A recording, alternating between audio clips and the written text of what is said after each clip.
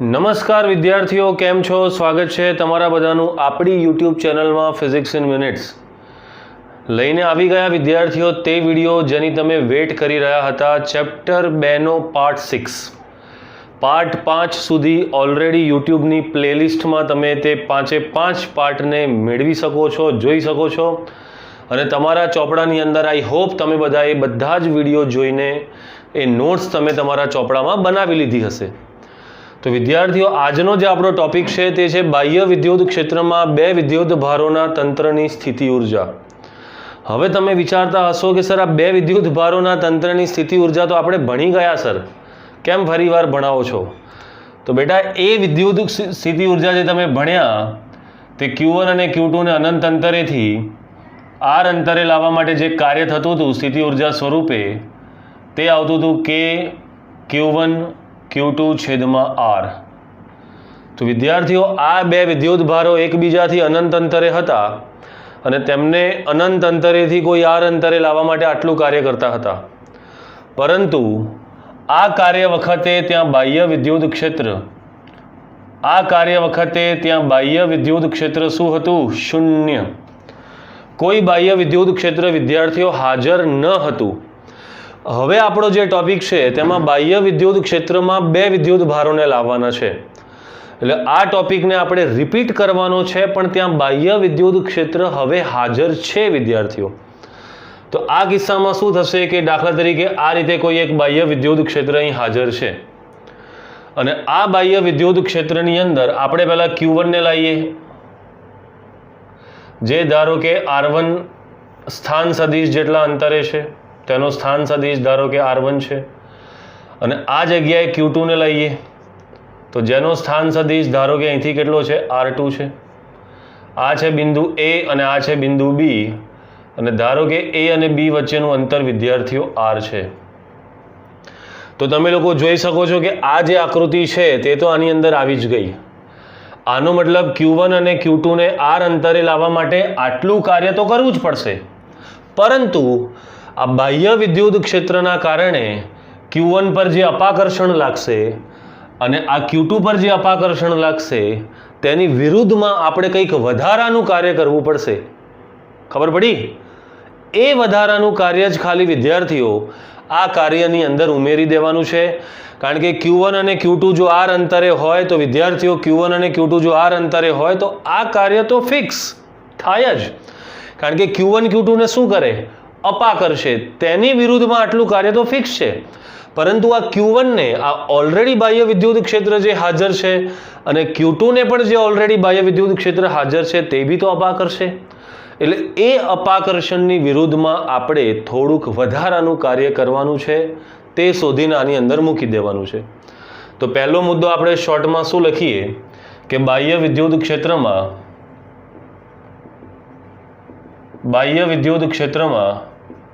R1 અને R2 સદિશ અંતરે Q1 અને Q2 ને અનંત અંતરેથી લાવવા માટે શું કરવું છે? કાર્ય શોધવું છે. તો બાહ્ય વિદ્યુત ક્ષેત્રમાં R1 અને R2 અંતરે Q1 અને Q2 ને અનંત અંતરેથી લાવવા માટે શું કરવું છે? કાર્ય શોધવું છે. શોધી લઈએ. તો વિદ્યાર્થીઓ, આ જે વિદ્યુત ક્ષેત્ર હોય, આ વિદ્યુત ક્ષેત્રમાં દરેક બિંદુનું પોતાનું કંઈક સ્થિતિમાન હોય. ધારો કે આ A બિંદુનું સ્થિતિમાન, ધારો કે આ જે A બિંદુ છે, આ A બિંદુનું સ્થિતિમાન ધારો કે V1 છે અને B બિંદુનું સ્થિતિમાન છે V2. તો શું લખી શકાય? પહેલા Q1 ને આપણે A બિંદુએ લાવીએ તો Q1 ને A બિંદુએ આપેલ વિદ્યુત ક્ષેત્રની વિરુદ્ધ લાવવા માટે કરવું પડતું કાર્ય કેટલું થશે? તો આપણને ખબર છે આપણે જે બિંદુએ વિદ્યુત ભારને લાવતા હોઈએ તે બિંદુનું સ્થિતિમાન ગુણ્યા વિદ્યુતભાર કાર્ય થાય. જૂનો પાઠ જોઈ લેજો. તો તે કાર્યને જો W1 કહું તો કેટલું થઈ જશે? તે થઈ જશે વિદ્યાર્થીઓ Q1 ઇન્ટુ V1. તે જ રીતે નવી લાઈન શું બનશે? નવી લાઈન શું બનશે કે Q2 ને બી બિંદુએ, વિડીયોની નીચે તો નથી જતી રહ્યો ભાગ, ના બરાબર છે. તો Q2 ને બી બિંદુએ આપેલ વિદ્યુત ક્ષેત્રની વિરુદ્ધ લાવવા માટે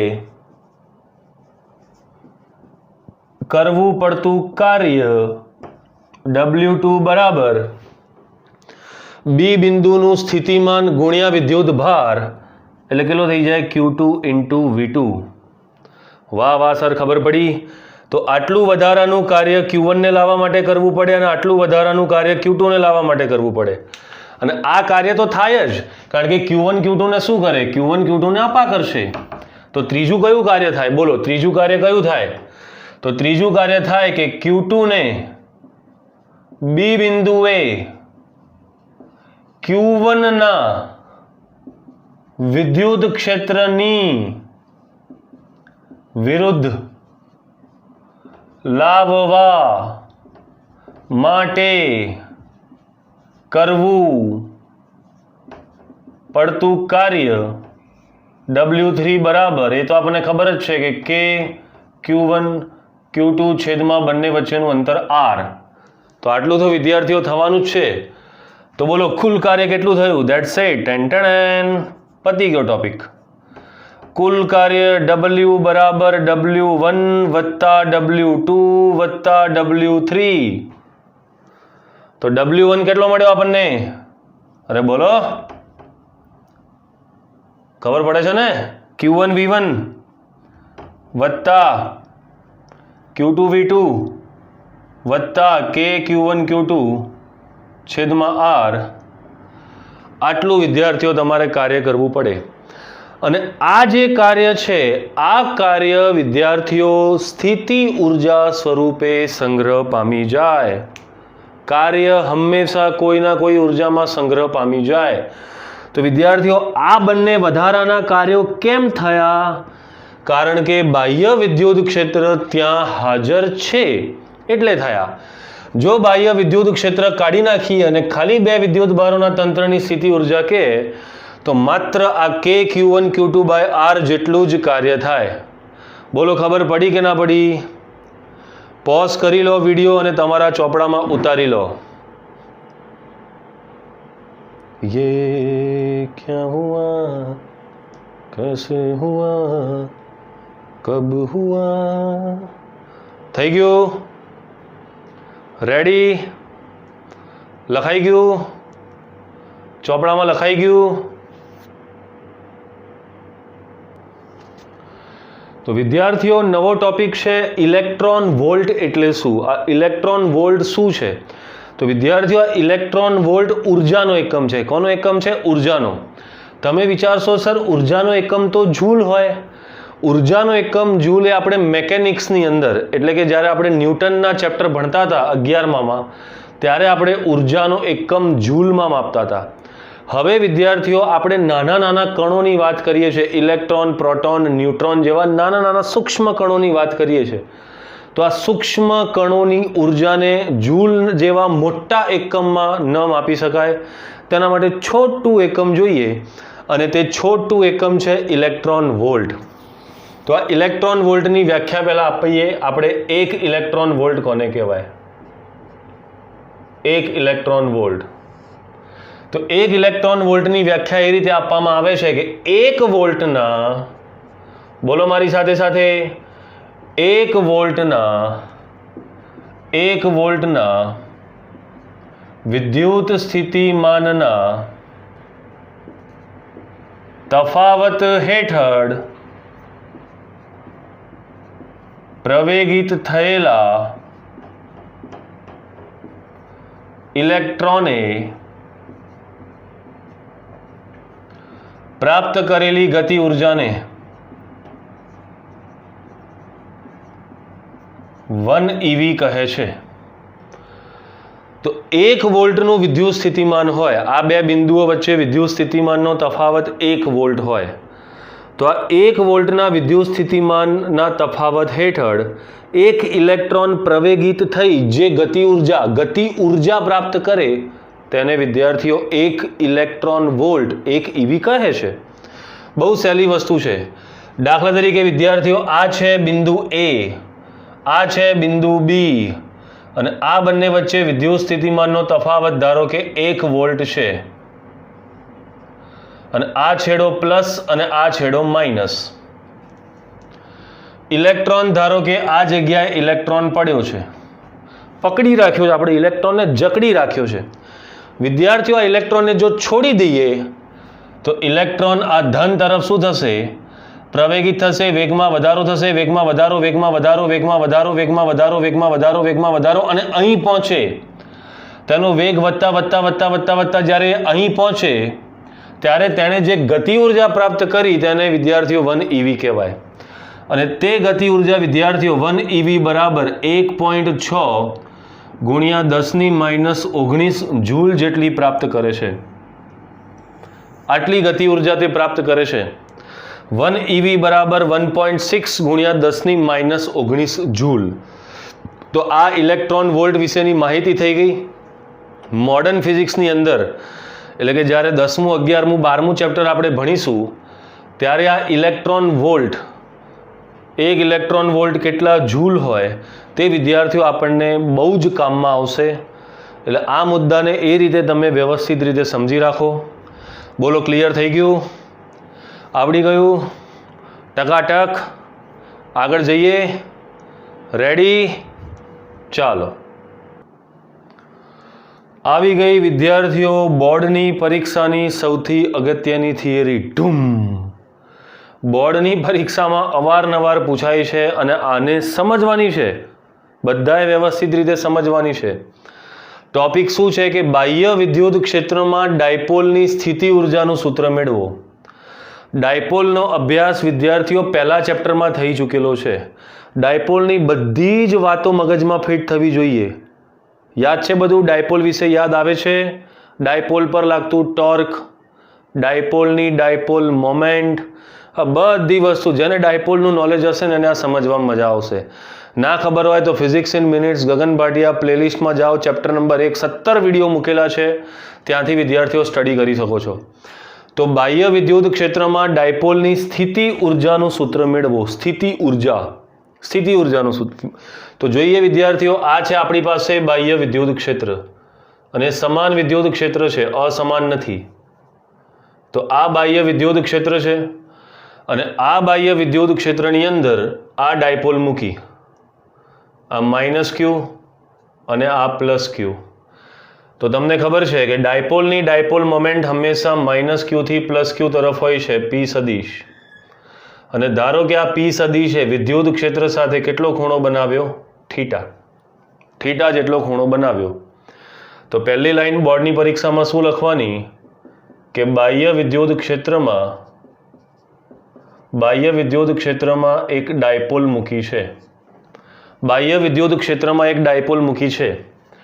બીજી લાઈન તમારે લખવાની, આ ડાયપોલ મોમેન્ટ, આ ડાયપોલની ડાયપોલ મોમેન્ટ એટલે કે p સદિશ એ e સદિશ સાથે ધારો કે થીટા કોણ બનાવે છે. સર આ તો લખતા આવડે, આ શું શીખવાડો છો? આગળ શીખવાડો. ઓકે બેટા, આવડે ને? ઓકે. તો આ ડાયપોલની ડાયપોલ મોમેન્ટ p એ e સાથે ધારો કે થીટા કોણ બનાવે છે. આ ડાયપોલ પર લાગતું ટોર્ક ટાઉ બરાબર p cross e, chapter number 1માં આવતું હતું. ટોર્ક બરાબર p ક્રોસ e. મગજના ઘોડા દોડાવો. યાદ કરો જૂના દિવસો. તો ટોર્ક બરાબર પી ક્રોસ ઈ માટે ટાઉ બરાબર શું થઈ જાય? ટાઉ બરાબર પી ઈ સાઇન થીટા થાય. યાદ છે? ટાઉ બરાબર પી ઈ સાઇન થીટા.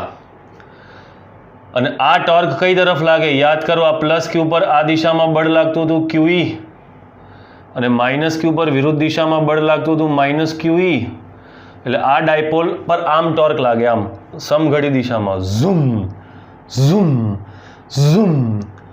તો આ જે ડાયપોલ છે તે આમ સમઘડી દિશામાં ફરે ઝૂમ આ રીતે. તો જો આ ડાયપોલ આ દિશામાં ફરે તો મારે તેની વિરુદ્ધ દિશામાં આ જે ટોર્ક લાગે એ ટોર્કની વિરુદ્ધ દિશામાં ડાયપોલને આપણે શું કરવું છે? ડાયપોલને ટોર્કની વિરુદ્ધ દિશામાં ડી થીટા, છોટું એંગલ, નાનો ખૂણો, ડી થીટા જેટલું સ્થાનાંતર કરાવવા માટે શું કરવું પડે? કરવું પડતું કાર્ય. વિદ્યાર્થીઓ, ફિઝિક્સમાં કાર્યનું બીજું નામ જબરદસ્તી. કોઈ પણ વસ્તુને કે તંત્રને જે દિશામાં ના જવું હોય ને તમે એ દિશામાં લઈ જાઓ એટલે કાર્ય થાય. That's it. તો આ ડાયપોલને આમ ફરવું છે ને તમે તેની વિરુદ્ધ દિશામાં ફેરવવા માંગો છો એટલે કાર્ય થાય. કેટલું કાર્ય થાય? બોલો, કેટલું કાર્ય થાય? આવડે છે કોઈને? કાર્ય બરાબર બળ ગુણ્યા સ્થાનાંતર. પર અત્યારે બળ ન લાગે, અત્યારે ટોર્ક લાગે. તો જેટલું ટોર્ક સમઘડી દિશામાં લાગે છે તેટલું જ ટોર્ક વિરુદ્ધ દિશામાં લગાડો એટલે અચળ ઝડપથી આ ડાયપોલ ફરે. અચળ કોણીય ઝડપથી, ઝડપ નહીં, કોણીય ઝડપ. 11માંનો બેઝ ક્લિયર હોવો જોઈએ, 11માંનો બેઝ પાવરફુલ હોવો જોઈએ તો મજા આવે.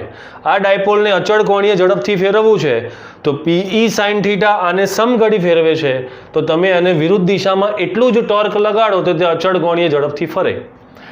તો ફેરવવા માટે કરવું પડતું કાર્ય, તો છોટું કાર્ય બરાબર બળ, બળની જગ્યાએ ટોર્ક અને સ્થાનાંતરની જગ્યાએ ડી થીટા. કાર્ય બરાબર ટોર્ક ગુણ્યા સ્થાનાંતર. ચાક ગતિ. વિદ્યાર્થીઓ, 11માંનું ચેપ્ટર આવતું હતું, સૌથી સહેલું ચેપ્ટર ચાક ગતિ. શું સહેલું? ભૂક્કા કાઢી નાખે એવું ચેપ્ટર છે ચાક ગતિ. તમે કેવું ભણ્યા છો એ મને નહીં ખબર, પણ મને ચાક ગતિ ચેપ્ટર બહુ જ ગમે છે. બહુ મસ્ત ચેપ્ટર છે. તમે 11માંમાં કેમ ના મળ્યા મને બધા? 11માંમાં મળ્યા હોત તો મજા આવતી, હે ને? તો ડી ડબલ્યુ બરાબર ટાઉ ડોટ ડી થીટા. તો વિદ્યાર્થીઓ, ડી ડબલ્યુ ટોર્ક, આ રહ્યું ટોર્ક. તો શું થઈ જાય? P E sine theta D theta. બોર્ડની બહાર તો એટલે કે મોબાઈલની બહાર તો નથી જતી રહ્યું ને? અરે જાય છે થોડું ઘણું, જો થોડું ઘણું જાય છે. તો આપણે એક કામ કરીએ, તેને થોડુંક નજીક લખીએ વિદ્યાર્થીઓ આ તરફ. તો સ્મોલ કાર્ય ડી ડબલ્યુ બરાબર ટાઉ ડોટ ડી થીટા. તો ડી ડબલ્યુ બરાબર શું લખાય? P E sine theta into D theta. આટલું લખાય.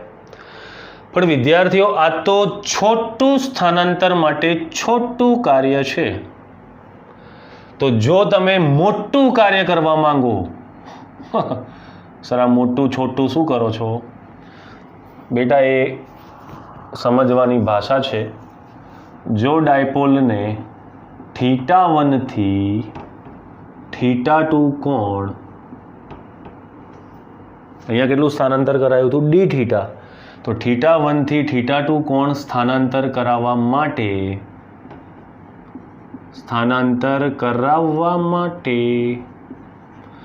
કેટલું કાર્ય થાય? બોલ. D W PE sign theta D theta. આમાં ગોગા મહારાજ આવશે. જય ગોગા. θ1 થી લઈને θ2 સુધી. વાહ વાહ સર, મજા આવી ગઈ. અહીં લખી દઉં? મજા આવશે? દેખાશે ને બધાને? દેખાશે? હા હા હા, દેખાય છે. તો ડી ડબલ્યુ વત્તા ડી ડબલ્યુ શું થઈ જાય? ડબલ્યુ પી અચળ, ગંદુ પી, આ પી ઈ સાઇન થીટાનું સંકલન, સાઇન થીટાનું સંકલન શું થાય? બોલ, સાઇન થીટાનું સંકલન, સાઇન થીટાનું સંકલન નથી ખબર? Minus cos theta. આ જગ્યા હલવાઈ જાય ઘણા લોકો.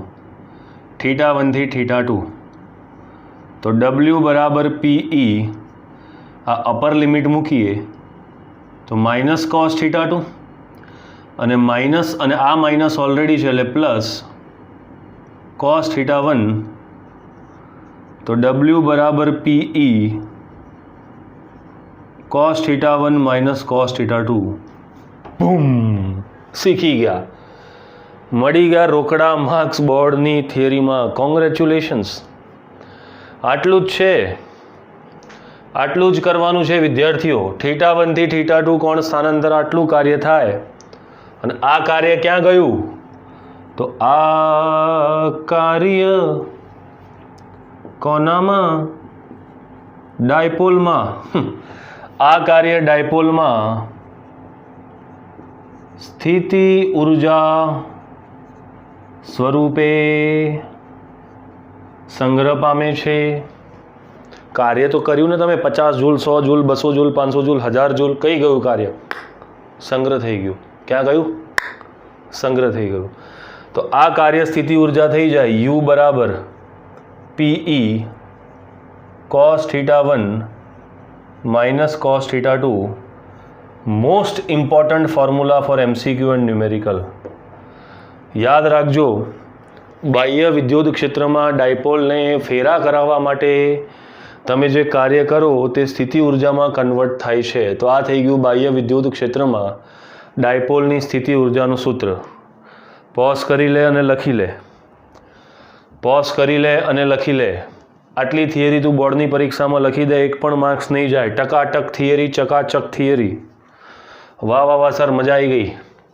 આગળ જઈએ સર, આગળ ભણાવ સર, ભણાવતા જ રહો સર, સ્ટોપ જ ના થશો બેટા. કાશ એવું થઈ શકતું, हम भी बिजी है, क्या करें, हम भी बिजी है.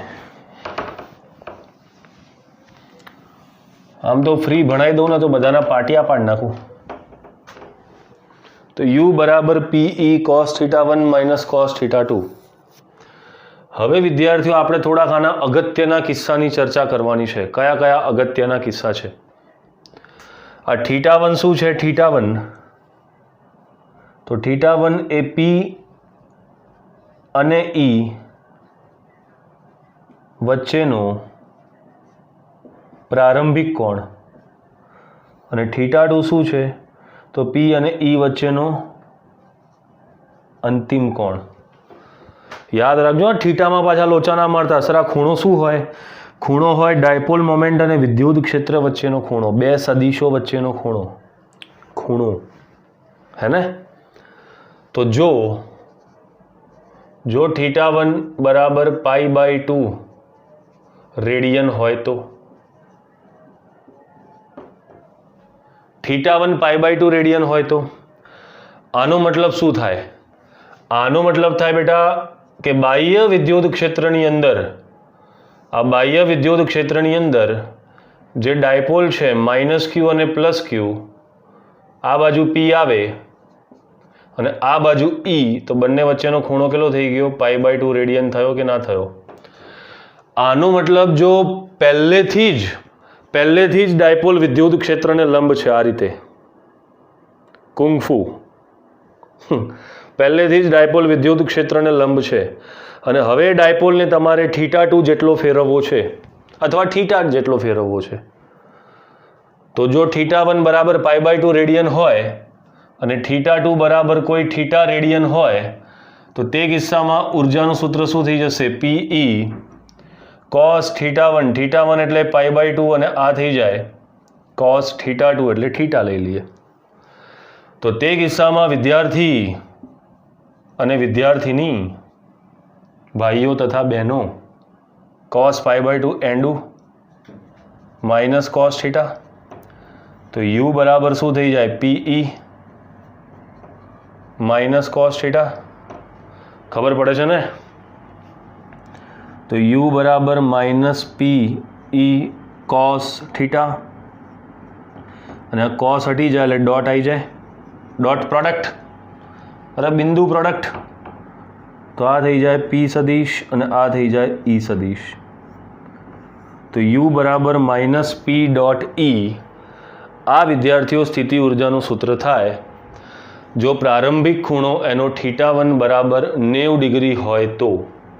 આ પ્રારંભિક ખૂણો જો 90 ડિગ્રી હોય અને તમે θ કોણે ફેરવવા માંગો તો યુ બરાબર માઇનસ પી ડોટ ઈ સૂત્ર તમારે યાદ રાખવાનું થાય. ક્લિયર? ચલો પોઝ કરી લો, નોંધી લો, ચોપડામાં બધા ઉતારી લો.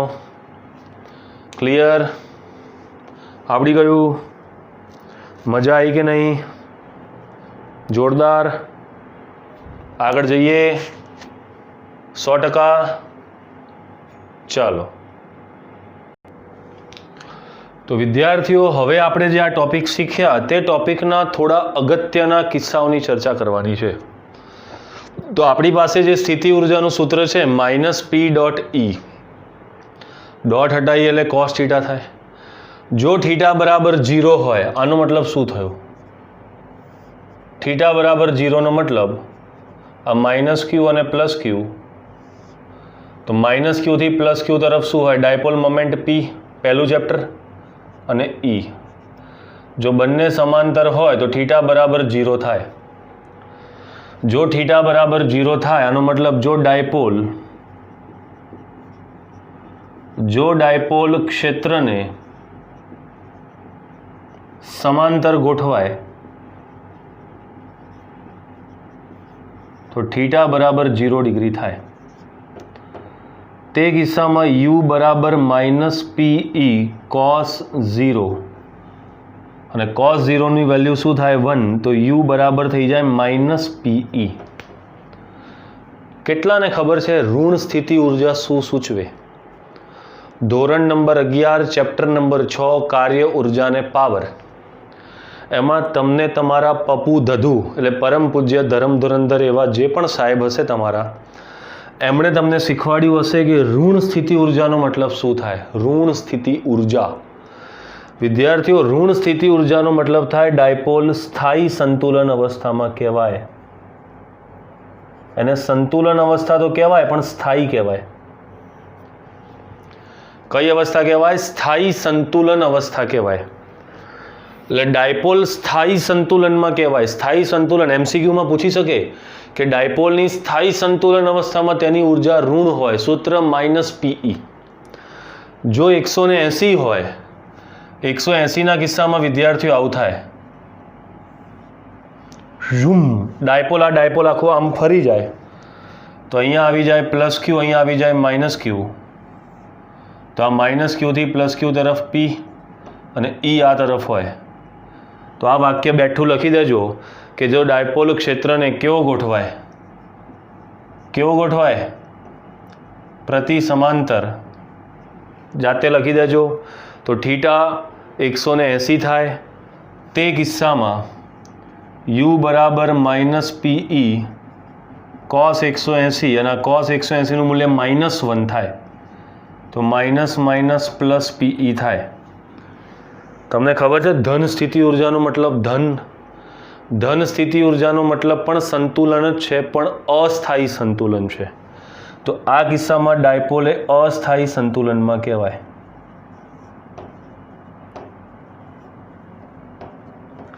હાલાકી આ સ્થાયી સંતુલન અને અસ્થાયી સંતુલન પર હું અડધા કલાકનો લેક્ચર લઈ શકું છું, પણ વિદ્યાર્થીઓ તમે આ માત્ર નામ જ યાદ રાખી લો. સ્થાયી સંતુલનનો મતલબ શું થાય કે ડાયપોલને તમે કોઈ ખૂણે લઈ જઈને છોડી દો તો ફરી પાછો સમાંતર જ ગોઠવાઈ જાય.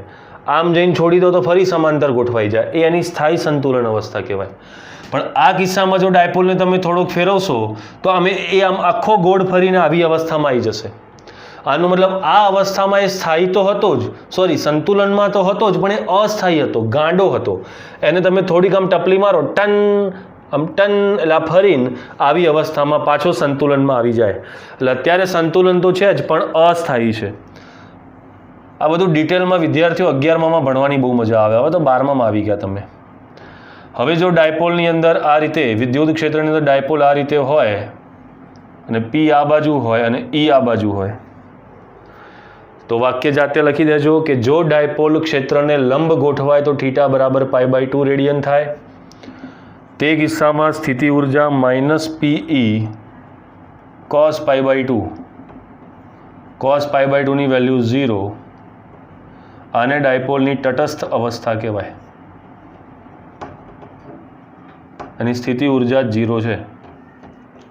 તો સ્થાયી સંતુલન, અસ્થાયી સંતુલન અને તટસ્થ અવસ્થા, શૂન્ય સ્થિતિ ઉર્જા. તો વિદ્યાર્થીઓ અહીં સુધી રાખીએ છીએ. તમારો ખૂબ ખૂબ આભાર કે આ વિડીયોને તમે એન્ડ સુધી જોયો.